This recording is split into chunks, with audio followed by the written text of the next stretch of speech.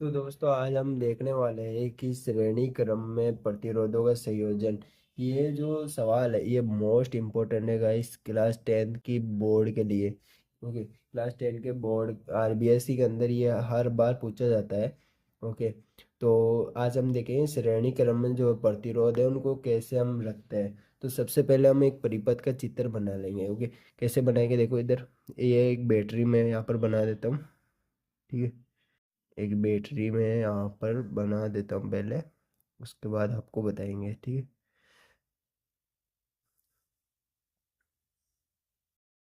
ये मैंने एक बैटरी बना दी है और ये हमारे पास में प्लस टर्मिनल और ये एक माइनस टर्मिनल हो जाएगा। ठीक है, अगर आपको परिपथ बनाना नहीं आता है तो आप ज़रूर से बताइएगा।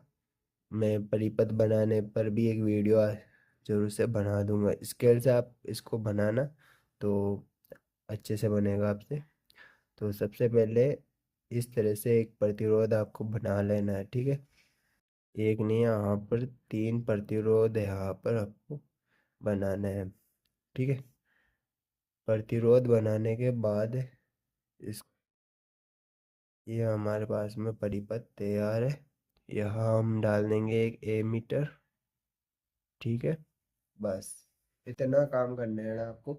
और हम यहाँ पर मान लो ये बिंदु है, इसको हम दे देते हैं ए, ये बी, और ये हमने दे दिया सी, और ये हमारे पास में डी। ओके, और ये जो पहला प्रतिरोध है ये R1 कर लेते हैं। ये हमारे पास में R2, प्रतिरोध को R से दर्शाता है, आपको पता होना चाहिए guys। ठीक है, और ये हमारे पास में है R3। तीन प्रतिरोध है हमारे पास में।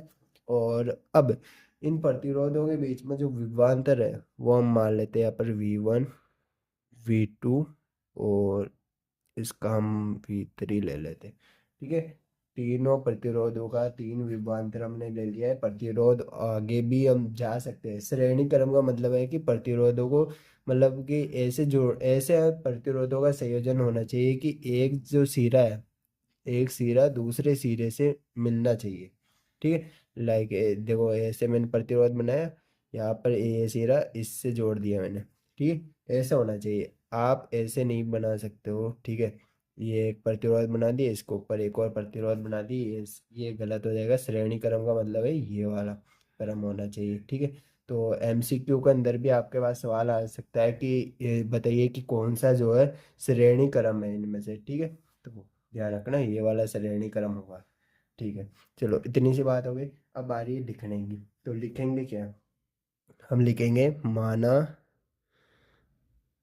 ओके, लिखना जरूरी है तभी नंबर मिलेंगे पूरे। माना तीन प्रतिरोध, माना तीन प्रतिरोध क्रमशः,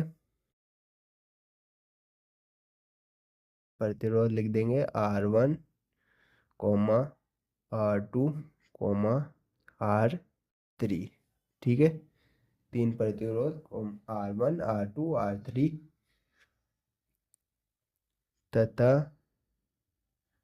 उनमें उत्पन्न विभवांतर, उनमें उत्पन्न विभवांतर क्रमशः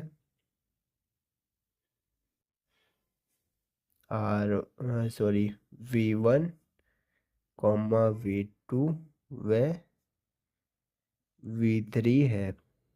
ठीक है, इतना लिख देना है। उसके बाद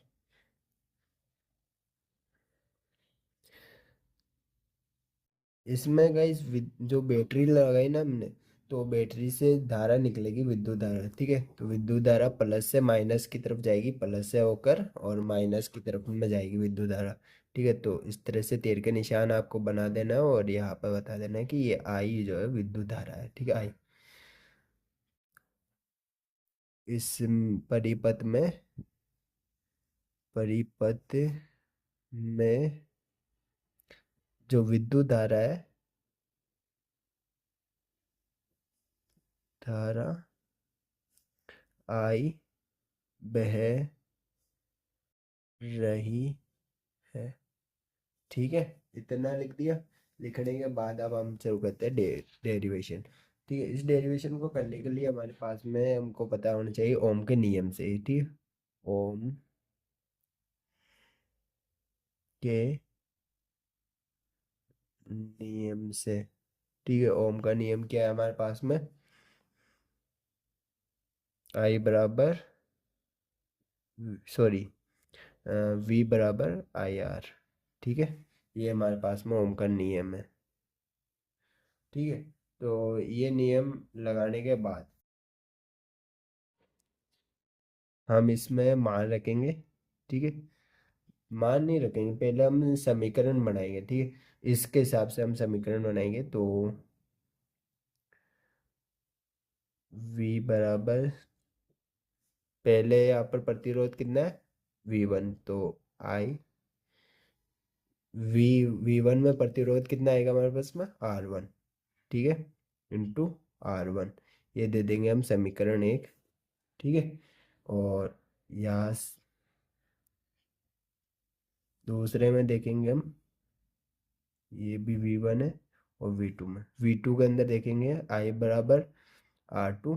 ठीक है, यहाँ से आई V2 के अंदर R2। ठीक है, और V3 में देखेंगे हम, V3 मतलब तीसरे विभवांतर के अंदर, तो आई बराबर कितना हो जाएगा हमारे पास में? R3। अब बच्चों यहाँ पर ना एक सवाल होगा तुम्हारे पास में कि अगर हम ऐसा कर रहे हैं तो यहाँ पर जो विद्युत धारा है, ये विद्युत धारा, ये हम I1 I2 और I3 क्यों नहीं कर रहे? हम इसलिए नहीं कर रहे क्योंकि जो पूरा परिपथ है ना, यहाँ पर देखो बैटरी से जितनी भी करंट निकल रहा है यहाँ से, मतलब कि विद्युत धारा बह रही है पूरी, तो वो समान बह रही है। लेकिन V1 और R1 जो है बदल रहे हैं। यहाँ पर R1 कुछ और हो सकता है, मान लो 2 हो गया, यहाँ पर 3 हो गया, यहाँ पर 4 भी हो सकता है, 10 हो सकता है। लेकिन जो विद्युत धारा निकलेगी ना 5 एम्पियर, अगर यहाँ से हमारे पास में विद्युत धारा मान लो 5 एम्पियर निकली, तो पूरे परिपथ में 5 एम्पियर ही रहेगी। बस वो है कि R1 में जाएगी तो कम हो जाएगी थोड़ा सा, जो प्रतिरोध है ना, प्रतिरोध, वो विद्युत धारा को रोकने का काम करता है। ठीक है, मान लो यहाँ पर रोका उसने और 2 एम्पियर को जाने दिया, आगे जाकर फिर से इस पॉइंट पर तो बराबर हो गई पूरी। फिर मान लो R2 ने रोका 8 एम्पियर, मतलब कि 3 एम्पियर यहाँ से रोक ली उसने। ठीक है, फिर से जाएगी धीरे धीरे और फिर R3 से निकलेगी। ऐसे करके जो एम्पियर है वो, मतलब वही नापेगा, जितनी धारा यहाँ से निकल रही है वो उतनी ही रहेगी। ठीक है, धारा का लॉस नहीं होगा यहाँ पर, इतना आप लोगों को ध्यान रखना है। ठीक है, इनको हम दे देंगे समीकरण 2, समीकरण 3। ठीक है, अब जो है विद ओम का नियम, वापस से हम देखेंगे ओम के नियम से, ओम के नियम से। ठीक है, तो ओम के नियम से हम क्या देखेंगे? ओम के नियम से देखेंगे, पहले ओम का नियम लिख पता होना चाहिए, V बराबर आई आर। ठीक है, ये हमारे पास में ओम का नियम होता है। तो ये लगाने के बाद हम इसमें मान रख देंगे सिंपल सा। V हमारे पास में पता ही है, हम आई आर होता है। तो अब हम टोटल कुल प्रतिरोध, कुल विभवांतर इसका निकालेंगे। क्या निकालेंगे? कुल विभवांतर। कुल विभवांतर कितना है हमारे पास में? कुल विभवांतर, कुल लग गया, इसका मतलब प्लस करना है हमको तीनों विभवांतर को, V1 plus V2 plus V3।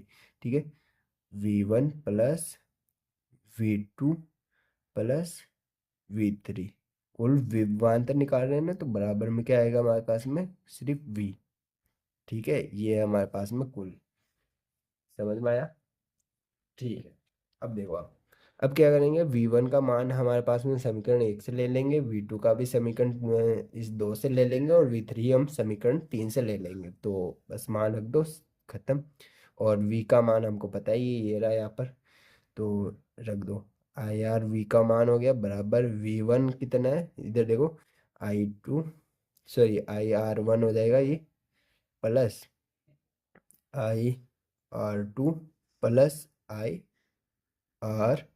इनके बीच में किसी कोई चिन्ह नहीं है, तो गुणा का चिन्ह होता है, पता है ना आप सभी को? ठीक है, ओके।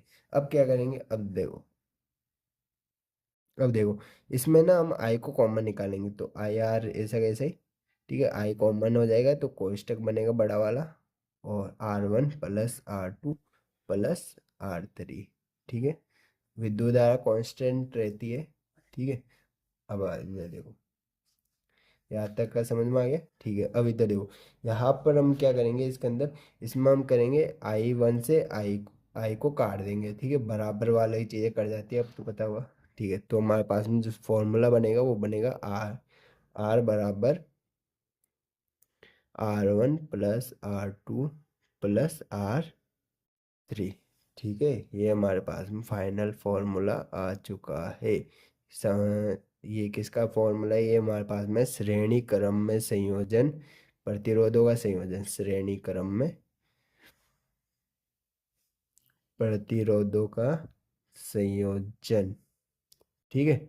इससे हर साल सवाल बनता है, इसको ध्यान में रखना, भूल मत जाना, ठीक है। अगर भूल जाओ, मतलब एक दिन पहले 10 मिनट की वीडियो है, एक बार वापस देख लेना और रिवाइज हो जाएगी अच्छी तरह से। और हाँ, कई बार इसमें से न्यूमेरिकल भी बनते हैं इससे, मतलब श्रेणीकरण से, तो क्वेश्चन में आपको श्रेणीकरण दिखेगा, मैं आपको बता दूंगा। अगर आप बताओगे कि मतलब वीडियो बनानी है श्रेणीकरण इस फॉर्मूले से रिलेटेड की कैसे क्वेश्चन आते हैं, क्या बनते हैं, वो सब चीज़ें, तो मैं वीडियो बना कर बता दूंगा आप लोगों को। Thank you. और यहाँ पर एक चीज़ और, अगर श्रेणी क्रम में प्रतिरोध हमने 3 ही लगाए थे, यहाँ पर हमने जो प्रतिरोध लगाए थे वो 3 ही लगाए थे, लेकिन अगर बाई चांस और भी प्रतिरोध लगे, ठीक है, क्वेश्चन में और भी प्रतिरोध लगे, तो फॉर्मूला जो है कुछ इस प्रकार बनेगा हमारे पास में, आर बराबर R1 plus R2 plus R3 इस डेस डेस डेस और लास्ट में RN, ठीक है। एन का मतलब है जितने भी प्रतिरोध है सबको प्लस में लिख दो और फाइनल आंसर आपके पास में आ जाएगा। ये RN का फॉर्मूला है, ठीक है। तो ये भी ध्यान रखना है।